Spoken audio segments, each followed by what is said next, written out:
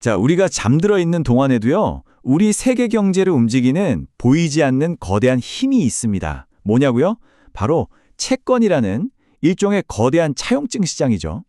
오늘 이 조용한 거인의 정체가 뭔지, 그리고 그 안에 어떤 위험한 이야기가 숨어 있는지 한번 제대로 파헤쳐 보겠습니다. 지금 화면에 보이는 이 숫자 한번 보세요. 150조 달러. 와, 0이 몇 개인지 세기도 힘들 정도죠. 이게 바로 전 세계 채권 시장의 총 크기입니다. 그러니까 상상을 초월하는 돈의 바다가 펼쳐져 있다고 생각하시면 돼요. 아니, 150조 달러. 이게 도대체 얼마나 큰 돈인지 감이 잘 안 오시죠? 쉽게 말해서 전 세계 모든 나라가 1년 동안 만들어내는 모든 부가가치, 즉 GDP보다 무려 38%나 더 많은 액수입니다. 놀라운 건요, 한 10년 전만 해도 이 비율이 121%였거든요? 근데 그 사이에 빚이 이렇게나 폭발적으로 늘어난 겁니다. 근데 사실 진짜 중요한 건요, 이 빚의 크기 자체가 아니에요. 더 중요한 건 이 어마어마한 빚더미 안에 도대체 뭐가 숨어 있는지, 그리고 이 위험한 게임의 주인공이 과연 누구인지, 바로 이겁니다. 자, 지금부터 그 실체를 한번 추적해 들어가 보죠. 이 거대한 빚 이야기의 중심에 누가 있냐? 좀 의외의 주인공이 등장합니다. 바로 우리가 믿고 의지하는 정부예요. 맞습니다. 전 세계에서 가장 큰 빚쟁이가 바로 정부라는 거죠. 자, 시간을 한번 2007년으로 되돌려 볼까요? 글로벌 금융위기가 터지기 바로 직전이죠. 이 차트를 보시면 당시에 정부가 낸 빚은 전체 시장의 한 38% 정도를 차지했어요. 물론 이것도 적은 건 아니지만 그래도 아직은 다른 주체들이 시장에서 더 큰 비중을 차지하고 있었던 때입니다. 그리고 이게 바로 현재 모습입니다. 와, 변화가 확 느껴지시죠? 정부 부채가 시장의 절반이 넘는 52%를 차지하면서 그냥 다른 모든 주체들을 압도해버렸어요. 다시 말해서 전 세계 빚의 절반 이상이 이제는 정부가 짊어지고 있다는 뜻입니다. 아니, 어떻게 이렇게까지 바뀐 걸까요? 그냥 일어난 일은 아니고요.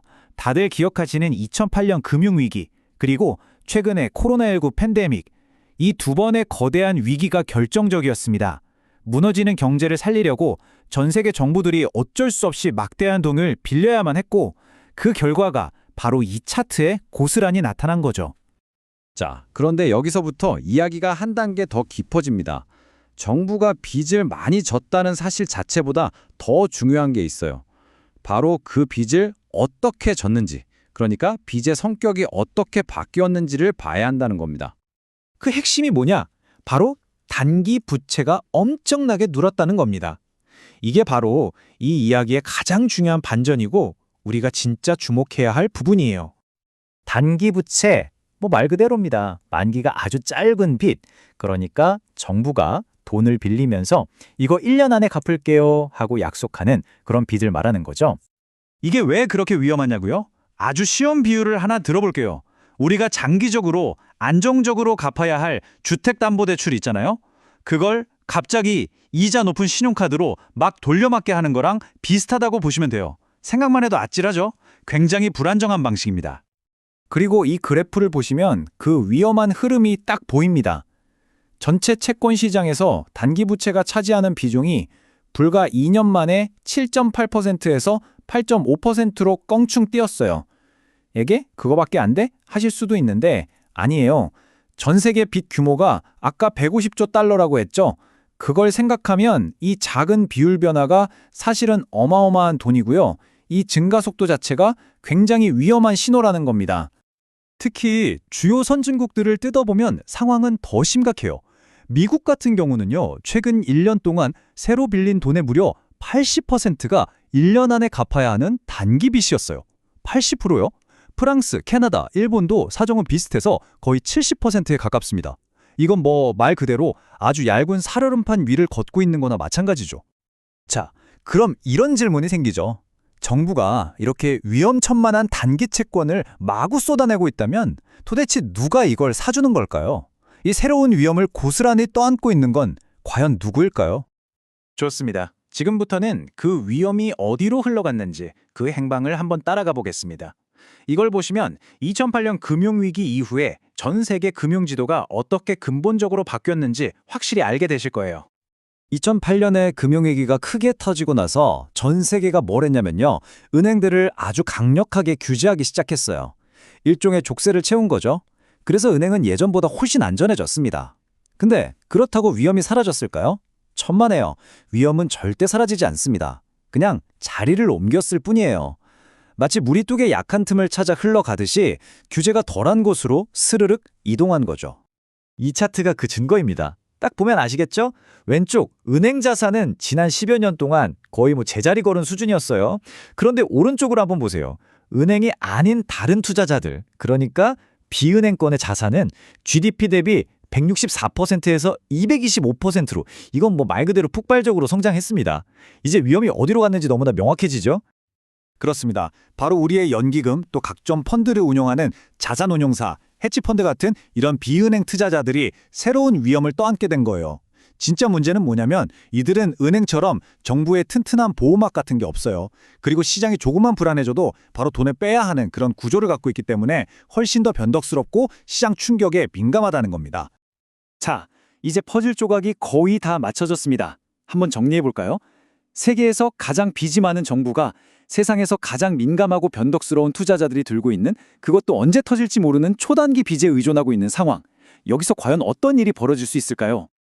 이 모든 상황이 가리키는 마지막 종착지, 그 궁극적인 위험을 우리는 재정 우위라고 부릅니다. 조금 어려운 말 같지만 오늘 이야기의 가장 중요한 핵심 개념이니까 꼭 기억해 주세요. 자, 재정 우위로 가는 과정은 이렇습니다. 단계별로 한번 보죠. 첫째, 정부는 만기가 돌아오는 단기 빚을 갚기 위해 또 새로운 빚을 내야 하는, 그러니까 빚으로 빚 막기를 계속해야 하는 상황에 처합니다. 둘째, 이자 부담이 너무 커지니까 어떻게든 금리를 낮게 유지해야 한다는 압박이 엄청나게 커지겠죠.